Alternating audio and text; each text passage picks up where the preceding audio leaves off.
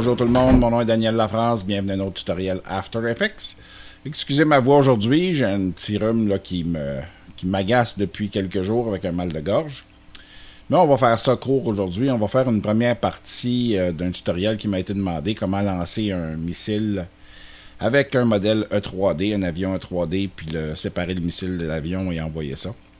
Ce qu'on va voir aujourd'hui, c'est comment préparer la scène, comment préparer l'avion, le missile, etc. pour pouvoir le lancer.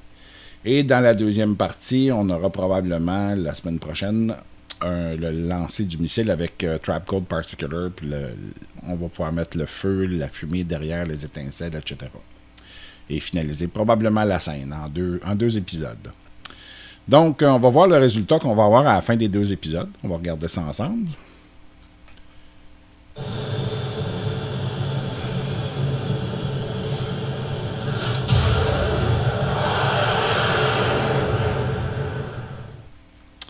Ça sera peut-être pas le même avion, ça sera peut-être pas le même missile, la même pose, mais ça va être quelque chose de similaire. Donc, on va commencer maintenant avec une nouvelle composition qu'on va garder 10 secondes et en HD, et on va faire lancement de missile comme titre.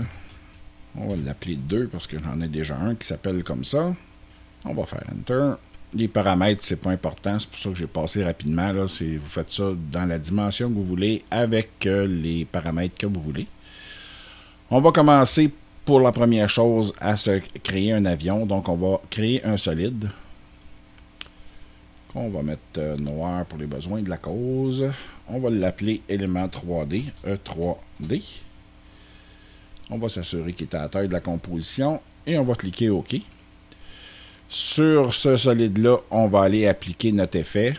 On descend en bas. Là, vous venez de me perdre à l'extérieur de la zone d'enregistrement, mais c'est pas grave. On va aller chercher élément qu'on va mettre dessus ici.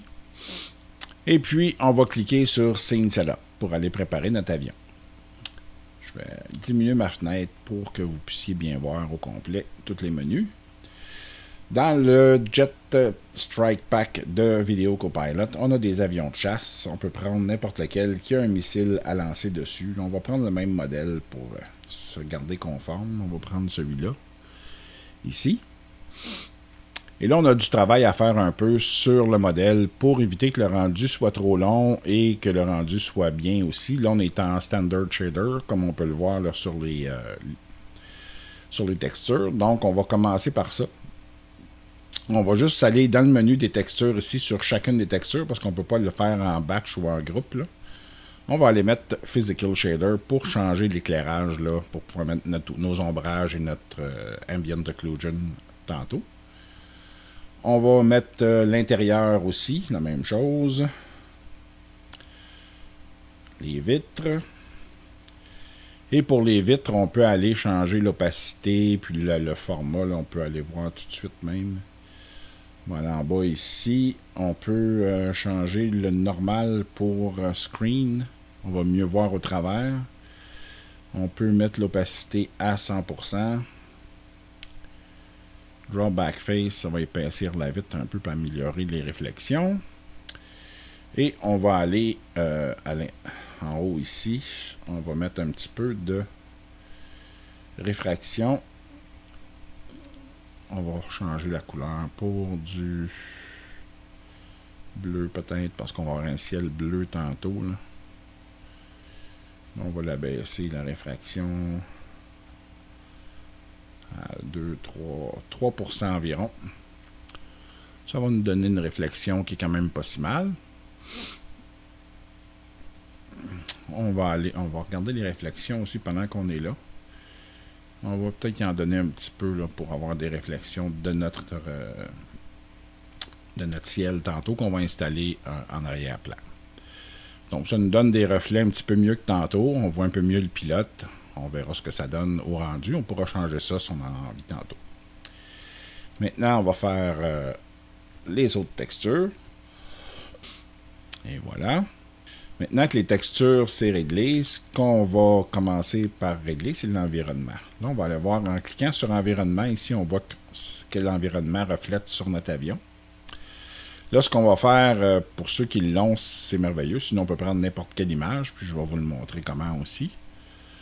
On va faire ici, dans les environnements, On va aller chercher les SkyMap 4K de Video Copilot qui viennent dans le Flight Kit. Là. Quand on ajoute les avions, on peut acheter aussi un Flight Kit pour avoir un paquet d'environnements comme ça qui sont de miroirs. Là. Donc, il faut mettre un autre élément plat pour faire notre sol.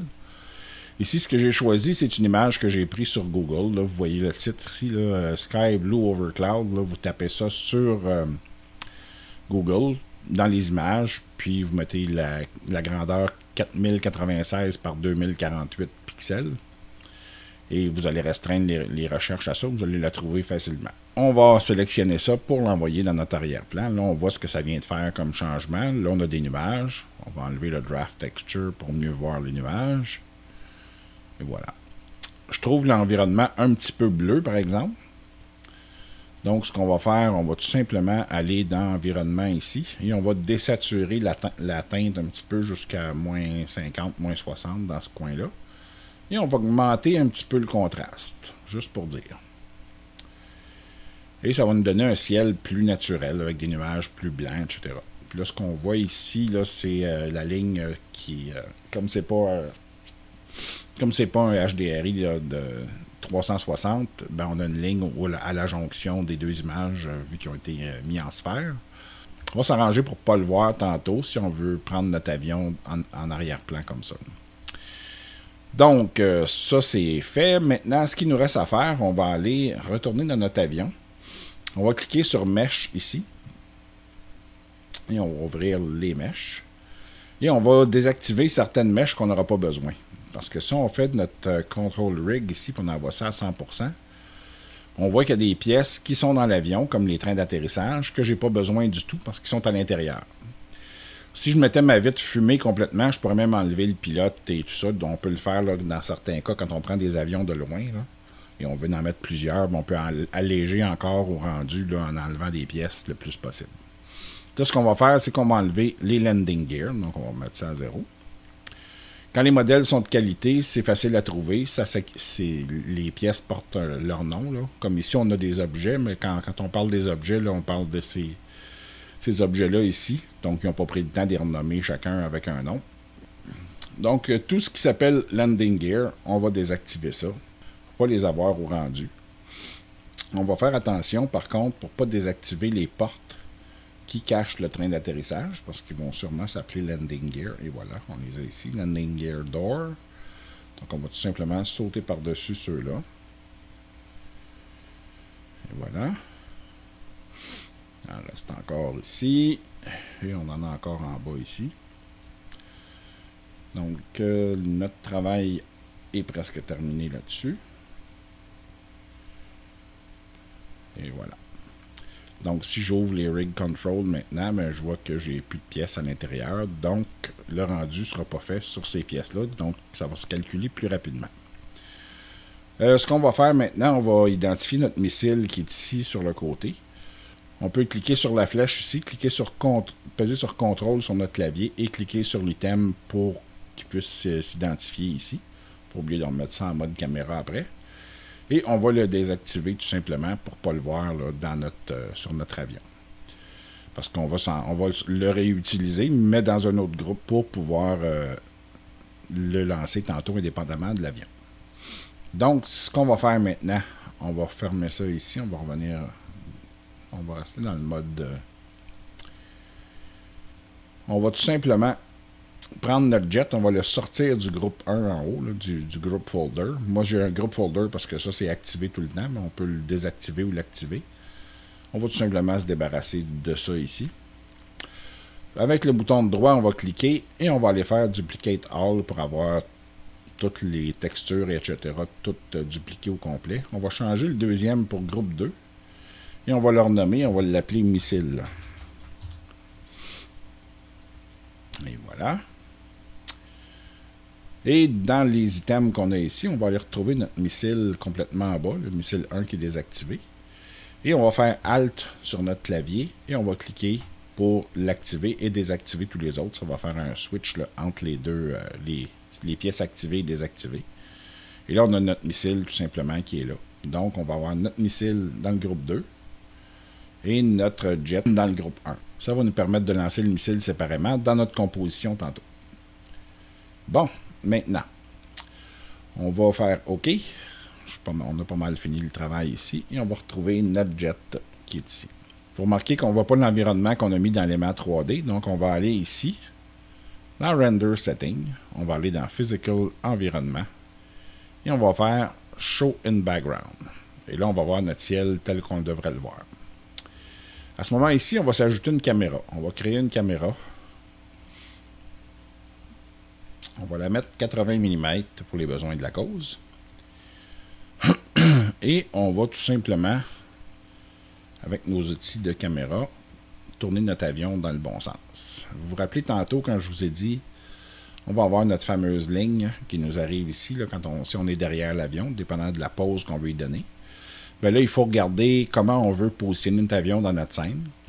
Si on la positionne dans la même position, soit comme ça ou comme ça, là, dans ce style-là, ben on ne veut pas voir la ligne. Là, on ne la voit pas. Mais pour être sûr de ne pas la voir, ben, tout ce qu'on va faire, on va tout simplement le tourner de l'autre côté, ici. Et on va amener, on va cliquer sur élément 3D. On va retourner dans Physical Environment. On va avoir Rotate Environment. On va prendre la rotation Y. Et on va tourner jusqu'à ce qu'on voit la ligne derrière notre avion ici. Donc, ce qui veut dire que quand on va reprendre notre position qu'on veut tantôt, donc si je tourne avec ma caméra dans la position que je veux mon avion, ben si je ne fais pas de 360, je vais être capable de voir mon avion à peu près de tous les côtés, comme ça ici, jusqu'à temps que j'arrive de l'autre côté. Donc, ça me permet d'avoir une plus grande latitude pour ma position de mon avion et bien voir le ciel en parallaxe derrière. On va s'approcher un peu. Et voilà. On ne jouera pas trop avec les positions de l'avion. Je l'ai fait dans mon autre scène, mais je l'ai déjà expliqué de toute façon dans d'autres tutoriels. On va se concentrer sur le lancer du missile aujourd'hui. Puis pour être capable de faire ça, pour contrôler le missile et contrôler l'avion, même si on ne le fera pas, je vais vous montrer quand même comment la préparer pour ça. On va tout simplement ajouter des groupes nuls après nos deux groupes pour être capable de les travailler séparément. Maintenant, on va aller dans le groupe 1.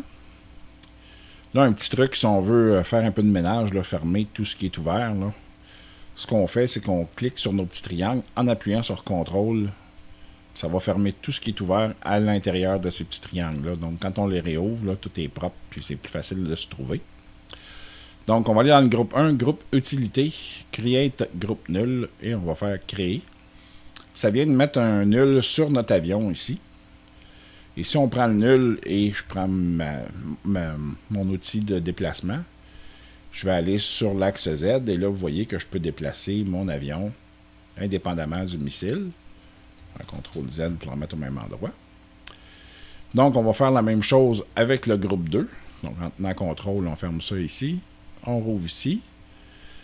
Groupe utilité, create groupe nul, et on va faire la même chose. Là, on n'a pas vu rien s'ajouter parce que c'est un groupe nul de la même couleur qui vient de s'ajouter par-dessus. Donc, on va le changer de couleur ici. On va cliquer dans le petit carré rouge et on va le mettre jaune ou n'importe quelle autre couleur qui vous fait différence. Et là, ce qu'on peut faire avec le déplacement, bien, c'est lancer le missile. Donc, on va être capable de lancer le missile. CTRL Z. Et si on bougeait l'avion, ben, il faudrait absolument mettre les mêmes paramètres de déplacement aux deux groupes. Si on les parente, ça ne fonctionnera pas ensemble parce que si je parente, exemple, je vais vous donner l'exemple ici, là, mon missile à l'avion, donc plutôt le missile qui est en haut à l'avion, on va les renommer justement pour bien se comprendre. Avion ici, excusez ma voix encore une fois, et missile. Et voilà. Donc, j'ai parenté mon missile après l'avion. Donc, si je prends mon avion et que je la déplace, là, c'est sûr que mon missile va suivre. Par contre, pour vous donner un bon exemple, on va prendre la caméra, on va se tourner derrière ici. Si ma scène était dans ce sens-là ici, que je décidais de lancer mon missile, je pourrais le faire indépendamment. Là. Je pourrais prendre mon missile, là. Si je prends mon V ici, je vais sur l'axe Z, je peux lancer mon missile et le voir s'éloigner de l'avion. Par contre, si je décide de faire changer la trajectoire de l'avion, on va prendre le W ici pour tourner l'axe Y, ben je vais tourner aussi mon missile parce qu'il est parenté avec. Donc, c'est pas une bonne idée de les parenter ensemble. Donc, ce que je fais, c'est que je vais mettre exactement les mêmes paramètres de position aux deux nuls. Si je fais bouger mon avion, exemple, en ligne droite ici, puis la faire tourner après, ben, il faudrait que je mette les mêmes paramètres et modifier seulement ceux du missile après pour qu'il puisse continuer sa route tout droit. J'espère que c'est assez clair. Peut-être que j'aurai l'opportunité de donner un autre exemple là-dessus à un moment donné. On va faire CTRL-Z pour ramener notre missile à sa place. Et voilà. Donc, ce qu'on peut faire dans un cas comme ça pour éviter de faire bouger l'avion, puis bouger seulement le missile, ben on va faire tout simplement un jeu de caméra. On va faire P pour position de la caméra ici. On va faire une clé d'animation au départ. On peut aller à la fin. Et on peut tout simplement descendre comme ça ici. Et voilà. Donc, on va avoir notre caméra qui va faire le tour comme ça. On va avoir l'impression que notre avion vole vraiment dans le ciel.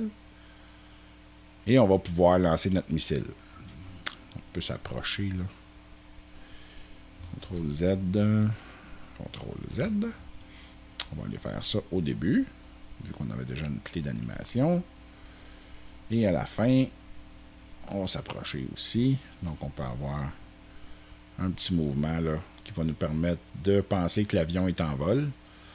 Et on va pouvoir lancer notre missile séparément avec seulement ça ici. Donc, on ne bougera pas notre avion à part le mouvement de caméra. Et on va se concentrer sur le lancer du missile. Donc, si je décide de lancer mon missile à 5 secondes à peu près, donc au milieu de ma composition, quand je vais le lancer ici, ben là, il faut que je modifie sa position à lui. Pour commencer, donc je clique sur le missile, je fais P sur mon clavier. Et là, j'ai mes 3 positions X, Y et Z ici. Donc, je vais à 5 secondes mettre une clé d'animation, parce que c'est là que ça va se passer. Je vais avancer de 10 images. C'est peut-être beaucoup. Non, c'est correct, 10 images. Et là, on va tout simplement prendre la position Y et on va descendre un petit peu pour larguer le missile. Je ne sais pas si c'est la bonne façon de larguer le missile, s'il devrait partir directement de l'aile ou s'il va être largué avant sa mise à feu. Mais on va le faire comme ça. Je trouve ça plus cool. Donc, si vous voulez le faire plus réaliste, il faudra faire des recherches à ce moment-là pour voir comment ça se passe. Donc, on a notre missile qui a été largué. Et par la suite, mais on va s'amener une seconde plus tard environ. Là, on va prendre la position Z et on va l'avancer pour le faire sortir de l'écran. Comme ça ici. Là, on va venir jouer avec notre position ici. On va juste regarder comment ça se passe dans l'autre direction. Et voilà, c'est correct. Donc, on va remettre notre avion comme il était. Ou presque. On va cliquer là-dessus ici. Et on a notre position qu'on peut prendre pour la ramener ici. Il faudrait qu'il y ait un petit recul. Là. Faire CTRL-Z. Là, on va prendre notre poignée. Puis avant de la prendre, on va faire ALT pour contrôler seulement cette poignée-là ici. Et on va faire un petit recul là, de notre missile avant qu'il parte dans l'autre direction. Parce qu'il va perdre de la vitesse là, en étant... Et voilà. On va faire ça ici. Woum!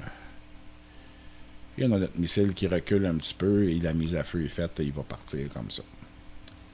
Donc, on va enlever la position de la caméra ici, qu'il n'y a pas d'affaire là. Donc, si je vois mon image présentement, ben là, je vois que mon missile est accroché après mon avion. Il va être largué et il va partir dans l'autre direction. Fait que ça nous donne un bon aperçu de comment ça se passe pour larguer le missile en vol. On va faire un petit pré-rendu là, pour voir à quelle vitesse ça se fait. Bon, le missile ne part pas très rapidement. On va regarder ça à pleine vitesse. OK, là, il n'est pas assez rapide. Donc, ce qu'on va faire, on va tout simplement rapprocher ça ici. Pour ça donner un petit peu de... On va reprendre notre pré-rendu. Et on va ajuster sa vitesse jusqu'à ce que ça nous plaise. Et voilà. Ça me semble pas si mal comme départ pour le missile.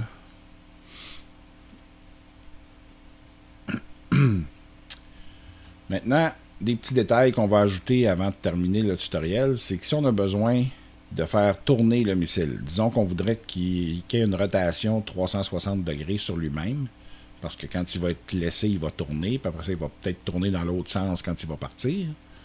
Bien, il faut aller tourner notre... on va prendre cette position-là, on va la ramener droite. Donc, on va pouvoir le faire tourner séparément aussi. Il y a un truc pour le faire, par exemple. On va aller dans notre élément 3D. On va aller dans le groupe 2. Notre groupe 2, on va aller dans Particle Look. On va aller dans Multi-Object et on va cliquer sur Multi-Object. Pourquoi je fais ça comme ça? Parce que si je prends mon nul, exemple, si je reviens ici, je fais U pour fermer tout ça, là. On va juste mes clés d'animation. Si je prends mon nul et je décide de le tourner, donc je fais W et je vais y faire une rotation, mais il va faire la rotation autour de l'axe du nul, donc ça ne fonctionnera pas. Donc ce qu'on va faire, on va aller dans élément 3D ici.